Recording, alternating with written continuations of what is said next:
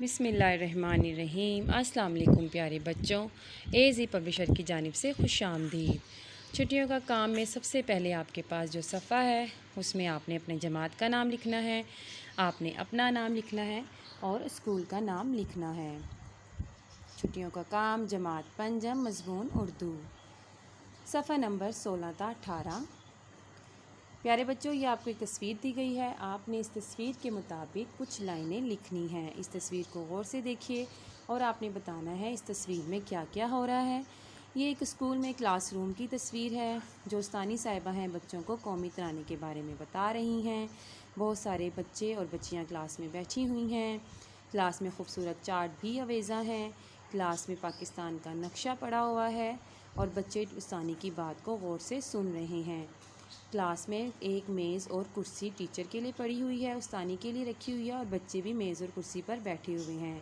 Class میں ایک کوڑے دان بھی پڑا ہوا ہے۔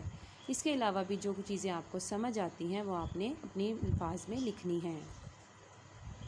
اپنے پسندیدہ مضمون کے بارے میں لکھیں اور بتائیں کہ آپ کو یہ مضمون کیوں پسند ہے اور اس کی کیا افادیت ہے۔ آپ نے اپنے پسندیدہ مضمون کے بارے میں بتانا ہے کہ آپ کا پسندیدہ مضمون کون سا ہے۔ جیسے میرا پسندیدہ مضمون حساب ہے، میتھ ہے، اور مجھے وہ اس لیے اچھا لگتا ہے کیونکہ اس کو کرنے سے میں بہت زیادہ کیلکولیشن کر لیتی ہوں جلدی کے ساتھ۔ اسی طرح آپ کا جو پسندیدہ مضمون ہے آپ نے اس کے بارے میں بتانا ہے اور کیوں پسند ہے یہ بھی لکھنا ہے۔